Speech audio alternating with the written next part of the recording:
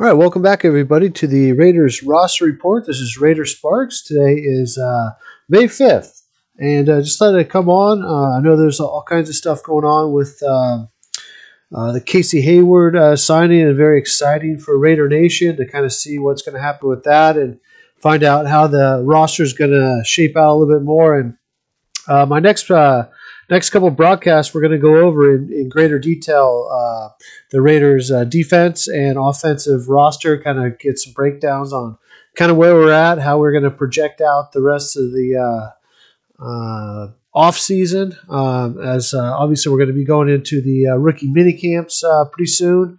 I think I heard Mayock talk about how they can only have 20 rookies in a mini camp. So I'm not sure about that, but anyways, yeah, they signed 8 to 10, I guess, UDFA guys and 6, and I guess they got 6 or 7 draft picks and then Carson Williams as well. So they should have right around 20 rookies participate in their mini camp. But anyways, tonight I wanted to talk about the stand-up edge rushing position a little bit more in greater details. And thank you for all that have been commenting on the channel. It's been going great. I love the comments. So please keep the comments coming.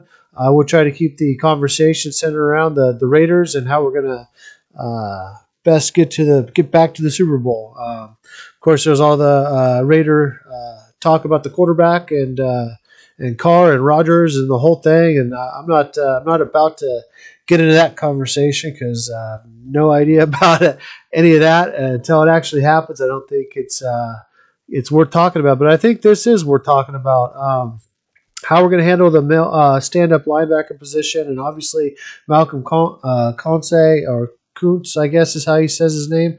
I'm not really sure of the pronunciation on it just yet, but obviously he was drafted to fill that stand-up linebacker edge position. But let's talk about a couple options the Raiders could still get in free agency, and that would either be Melvin Ingram or Vic Beasley.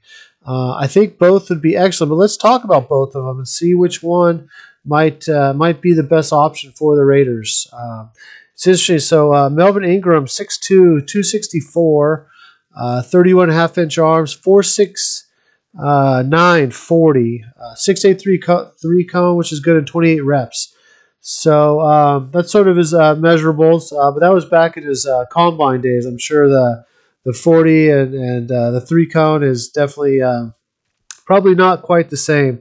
Then you have Vic Beasley, who's 6'3", 246, 32.5-inch arms, so he's longer, he's lighter, a little bit taller, but a 4'5", 340 and a 6'9", 3 cone with a 79-inch wingspan. So he's definitely long. He's way fast. 4'5'3".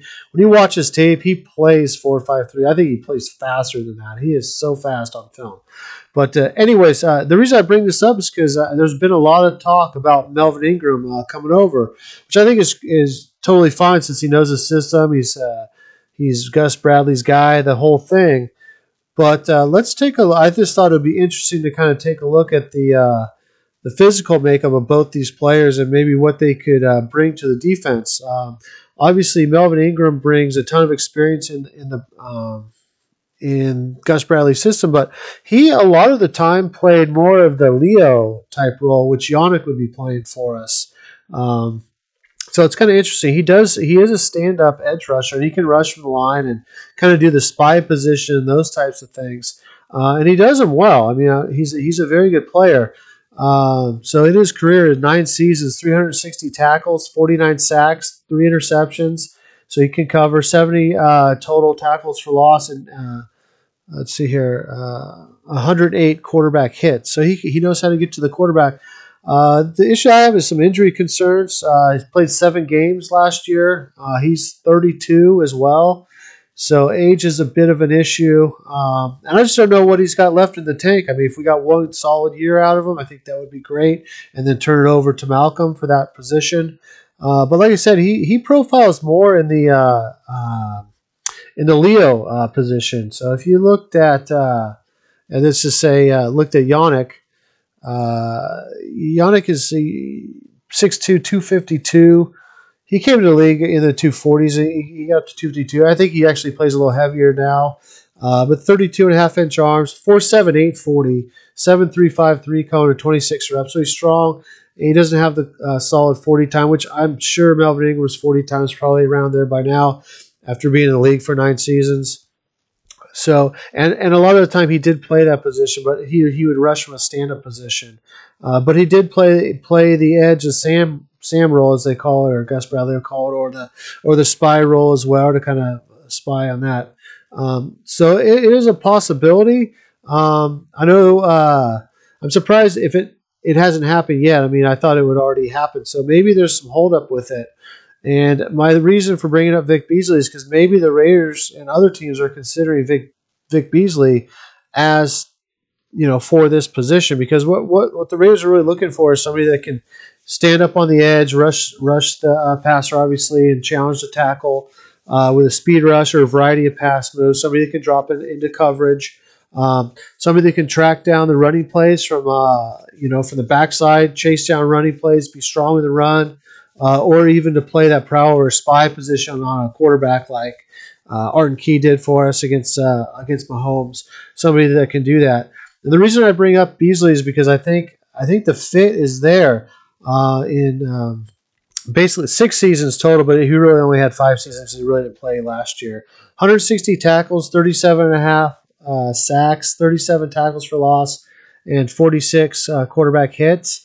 He's going to be 29 at the start of the season, but the injuries haven't been there. The Titans did have him last year, and he failed a physical. Don't know the extent of that, but the Raiders brought him in, got him in shape, so they know what they're getting. So he did play in Dan Quinn's system for 4 years, 2015 and 2019, which is very similar to the Gus Bradley system. So I don't think it would be much of a change. And he was awesome. So I guess my point is, if we could get he did go to Clemson too. I should point that out. But if we could get the Vic Beasley from Atlanta, he is a tremendous football player, and the speed he brings to that position is bar none. It's fantastic. The 4.53, and again, if you watch his film, it's even faster. He tracks down ball carriers like crazy. He'll go sideline to sideline and track people down. So I'm just wondering if the Raiders got a good enough look at him last year. If that the player is there, it matches everything we would possibly want for the position, and it would strengthen our defense so much to have a player like this. Both of these guys, obviously, the NASA thing is. We'll get into that with the roster, the salary cap, and stuff. But I like both of these guys. And I know Gus Bradley probably wants Melvin, but if I was sitting back, if I'm John Gruden and things went well last year with Beasley, I'm not sure. I didn't hear any negative reports of any conflicts or bad teammate or coachable or any of those things. So I would shoot for the moon and get Beasley, because the way he plays, being younger, less injury prone, and the way he handles the running game and blitz, him and Yannick would be fantastic. And I think that would be the way to go. That the reason I bring both of these players up, because I think in just the development of Malcolm Koonce, it'd be unbelievable. I think he projects more in the Leo range. He's 6'2", 249. But again, Yannick was about that same weight, and he can get his weight up. That's no problem. But 33 and 7/8 arms, so he's long.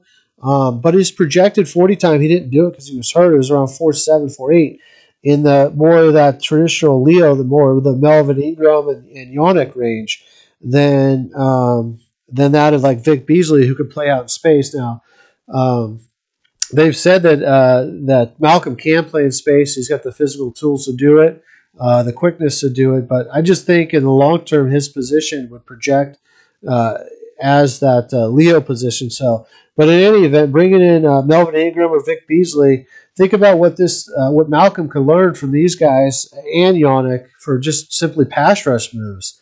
Vic Beasley one year had 16.5 sacks. This guy is a tremendous player. So all of those players in their own right can help this young man in their growth and future. But I think I hope the Raiders, obviously they're really infatuated with Melvin Ingram because of Gus, but I really hope they're kicking the tires on Vic Beasley. And it would really, I guess, depend on how it went last year, because he was in the building last year. I mean, if that was at all decent, as far as the two players go, Vic Beasley, I mean, would just be a phenomenal player in that role, and the higher ceiling is Vic Beasley. So maybe swing for the fences on this one, because either one of them, if we lost him for the season, let's say we brought him, we lost him, we still have a um, deep enough edges, I guess. We'd be fine. So let me know what you think, Raider Nation. Melvin Ingram, Vic Beasley, is there another stand-up edge rusher that you'd like to see come in, or you think Malcolm can just jump in and run with it? Because there's going to be plenty of times where we're going to have that fifth rusher in there. It's going to be one of these guys. And so let me know what you think. Let Malcolm get a chance to learn and grow with bringing in Melvin and Vic, and then you learn from Yannick as well, or just throw him right in there and let him roll. So let me know what you think, Raider Nation. I'd be curious to hear your thoughts on that. But I wouldn't be surprised if they're kicking the tires with Vic Beasley. I think the reason why Beasley hasn't been signed yet, and I haven't heard anything negative about him. So that's the thing. I haven't heard any downside. The failed physical is an issue, but the Raiders still tried it last year, and I didn't hear any concerns about that. I just think it's going to come down to dollars and cents. He probably wants a little larger contract than Melvin Ingram, just based on the age and things like that. But we'll see. I think. I kind of want to shoot for the fences here and get the higher ceiling player, but I understand bringing in Melvin Ingram as a guy that knows the system. But again, Vic Beasley knows the system too with Dan Quinn. It's about the same system. So anyways, that's my thoughts on that. And the final thing I want to talk about was Antwaun Woods released from the Cowboys. He's a one technique, nose tackle type. Started 32 games for the Cowboys between 2018 and 2020. 33 tackles, 1 sack, 4 quarterback pressures, 6'1", 310. And just maybe wasn't a fit for the Dan Quinn defense, which is kind of what we run. So I just think it's interesting that, in the article they basically stated it's Rod Marinelli's guy. And if this was last year, I'm sure he would have already been signed by the Raiders. So it's interesting to kind of see a year difference and how the Raiders might be going about it. Not to say we won't sign him. We might. I wanted us to address the one tech position in the draft and get somebody behind Hankins, because he's really the only one we have. But looks like they might be right in what they got. Mayock commented that they have 5 3-techs on the team and 3 1-techs on the team right now, so it wasn't really a need. But I only know of Hankins, Niles Scott, who's probably not going to make the team, and I don't know who the third one technique on the team is. So it's funny because Mayock said a lot of things about the right tackle Jalen Smith starting potentially, and obviously our number 1 pick was Leatherwood, or Heath